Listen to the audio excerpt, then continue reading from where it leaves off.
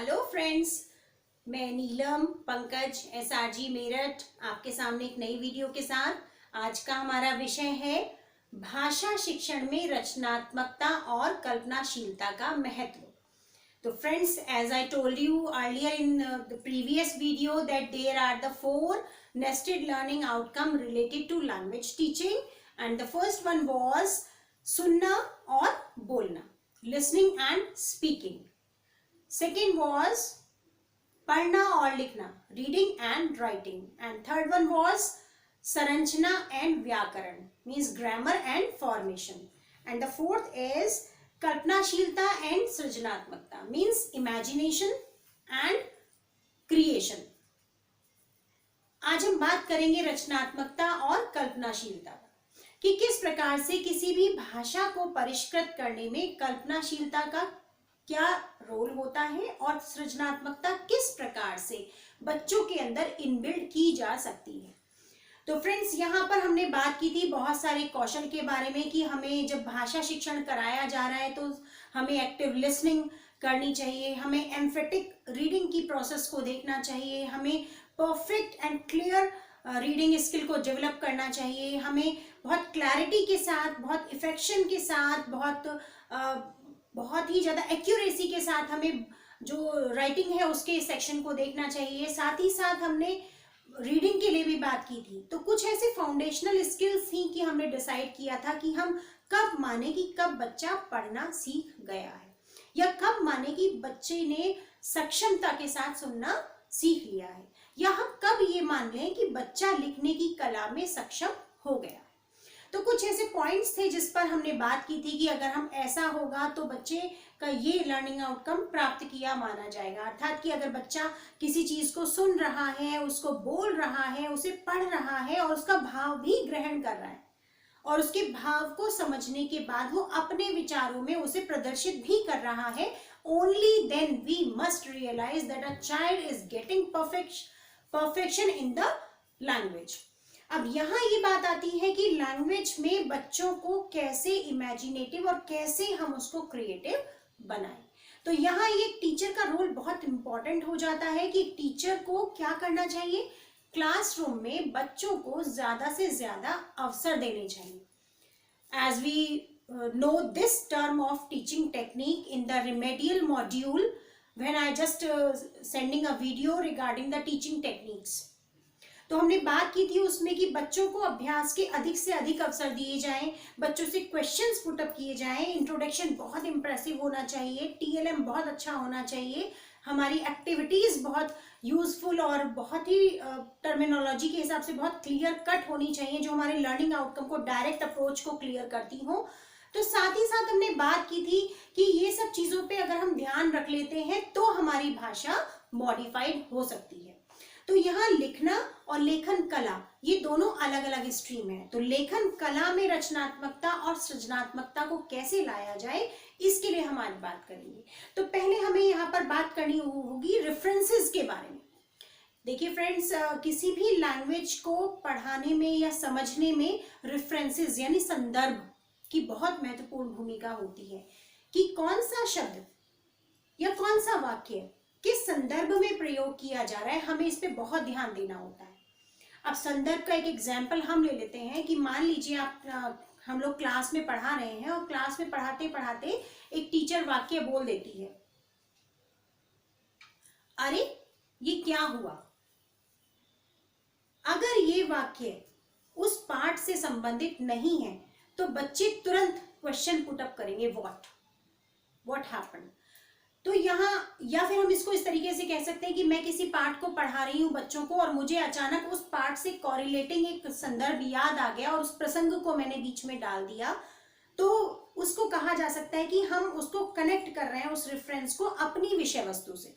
Example कि यदि हम बच्चों को क्लासरूम में पढ़ा रहे हैं, मान लीजिए ज्योग्राफी, और ज्योग्राफी में पढ़ाते पढ़ाते हम अपने प्रदेश के बारे में बात कर रहे हैं और आप या मैं अगर हम अपने प्रदेश के किसी एक ऐसे स्थान पर गए हैं, वहाँ का अनुभव हमारे पास है और वहाँ से संबंधित बहुत सारी जानकारी हमारे पास है, तो हम बच्चों को उस कंटेंट को पढ़ाते पढ़ाते अपने संस्मरण को, अपने अनुभव को भी यहाँ ऐड कर देंगे। तो इस प्रकार से हमने क्या किया, अपने अनुभवों का संदर्भ हमने विषय वस्तु में जोड़ दिया। तो यहाँ ये कहने का मतलब है फ्रेंड्स कि किसी भी संदर्भ का हमारी भाषा में बहुत महत्वपूर्ण स्थान होता है, लेकिन इसके लिए हमें बहुत विवेकशीलता का परिचय देना होगा कि संदर्भ हम ऐसा चुने जो रेलिवेंट हो, जो प्रासंगिक हो हमारी विषय वस्तु से, जो हम क्लास में पढ़ा रहे हैं। साथ ही साथ एक और चीज आती है कि जो भाषा की प्रवीणता, परफेक्शन के बारे में बात करती है, दैट इज इंटोनेशन, अनुताप जिसे हम हिंदी में कहते हैं। और इस चीज में हमें ध्यान देना होगा, इंटोनेशन का मतलब क्या होता है कि जैसे मैं आपके सामने बात कर रही हूं तो ये देखना कि किस शब्द पे या किस अक्षर पे जोर दिया जा रहा है, किस शब्द या अक्षर को बहुत थोड़ा सा लंबा खींच करके तब बोला जा रहा है, और किस शब्द को कहते हुए मेरे चेहरे पर कौन से भाव आ रहे हैं। तो इस प्रकार से अगर इंटोनेशन का हम ध्यान रखें तो हमारा पठन और हमारा पाठन दोनों ही बहुत प्रभावशाली हो जाते हैं।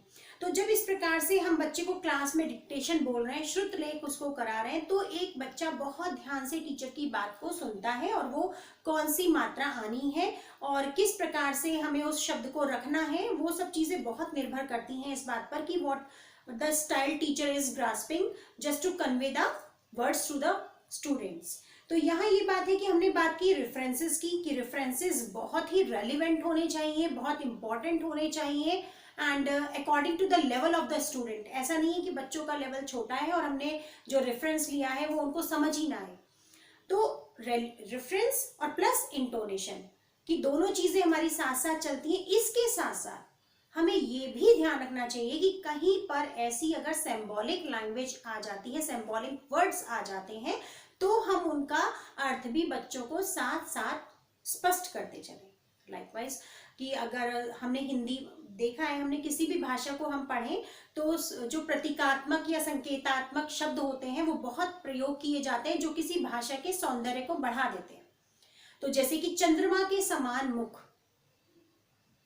या मैं नीर भरी दुख की बदली, या अगर हम बात करें तो मैं तुलसी की रामायण। तो इस तरह के कुछ ऐसे शब्द आते हैं जो बच्चों को एकदम से समझ नहीं आते कि इन शब्दों का यहाँ प्रयोग क्यों किया गया है। तो एक टीचर को सदैव ये ध्यान रखना चाहिए कि अगर कोई सिंबॉलिक वर्ड या कोई सिंबॉलिक सेंटेंस या कोई सूक्ति अगर बीच में आ जाती है तो ऐसे संदर्भों को भी बच्चों को स्पष्ट किया जाए और उनके जो वास्तविक अर्थ है और जो उसका प्रतीकात्मक अर्थ है उन दोनों के बीच में तुलना करके उनको और कंसोलिडेट करके उनको सिखाना चाहिए। ये तो बात हुई कि रेफरेंस कैसे प्रयोग करने चाहिए, इंटोनेशन कैसी होनी चाहिए, सिंबॉलिक लैंग्वेज किस प्रकार से हमें क्लियर करनी चाहिए बच्चों को। अब एक और बात आती है, वाक्य विन्यास शैली, मीन्स कि सेंटेंस फॉर्मेशन स्टाइल आपका कैसा है। किसी एक बात को हम बहुत सामान्य रूप से भी रख सकते हैं किसी के सामने, और किसी एक बात को बहुत ही काव्यात्मक रूप से भी रखा जा सकता है, किसी एक बात को बहुत ही प्रभावकारी रूप में भी दूसरे के समक्ष रखा जा सकता है। तो इट डिपेंड्स कि हम किसी भी वाक्य को किस प्रकार से दूसरों के सामने या बच्चों के सामने प्रस्तुत कर रहे हैं। एक एग्जाम्पल ले लेते हैं इसका। आज सुबह का समय है, प्रातःकाल का समय है, चारों ओर पक्षी चहचहा रहे हैं, बहुत ही शांत, बहुत ही सुहानी भोर है। इस सुहानी भोर में प्रकृति का असीम चित्रण मन को आनंदित करने वाला है। तो हमने क्या किया, हमने एक ही वाक्य को 3 प्रकार से प्रस्तुत कर दिया कि सुबह हो गई है, प्रातःकाल का समय है और सुहानी भोर है, प्रकृति का जो सौंदर्य है वो मन को आनंदित करने वाला है। तो क्या हो गया, वाक्य विन्यास शैली। How should we should frame a sentence in an effective manner that can impact to the students, कि जो लिसनर को बहुत ही प्रभावकारी लगे, मन को आनंदित देने वाला लगे। हमें इस प्रकार की वाक्य विन्यास शैली यानी सेंटेंस फॉर्मेशन स्टाइल को डेवलप करना सीखना होगा और बच्चों को भी सिखाना होगा। तो these are the main components of a language that can enhance the beautification or the beauty of language। तो यहाँ ये बात कर रहे हैं हम कि धीरे धीरे प्रैक्टिस से ही हम बच्चों को इन सब चीजों को करा सकते हैं। तो जो भी लर्निंग आउटकम हमारे भाषा से संबंधित दिए गए हैं, हमें उन चारों लर्निंग आउटकम पर वर्क करना होगा और उसके बाद ही हम ये ध्यान रख पाएंगे कि हमारे बच्चे फॉर्मेटिव स्किल को कितना ग्रास्प कर पाए, कि रचनात्मक कौशल उनमें कितना डेवलप हो गया है। अब क्योंकि यहाँ पर हमने फॉर्मेटिव वर्ड देखा, तो हम इसको आकलन में भी लेकर जा सकते हैं कि जब हम बच्चों को देखेंगे कि बच्चे विभिन्न प्रकार की कलाओं में पारंगत हो गए हैं, निपुण हो गए हैं, तब हम उनका असेसमेंट करेंगे। And friends, assessment is of two types, as we all have discussed in the previous video also, that is the summative assessment and one is the formative assessment. Summative means the assessment that is based on the number system. आकलन वह आकलन जिसमें हम संख्यात्मक आकलन करते हैं in the form of unit test, half yearly exams and annual exam etc. और फॉर्मेटिव असेसमेंट यानी रचनात्मक आकलन जिसमें हम बच्चों के पर्सनालिटी के डिफरेंट डायमेंशंस को मॉडिफाई करके उसको एसेस करते हैं। सो फ्रेंड्स, आज के लिए इतना ही। Thank you, goodbye, take care.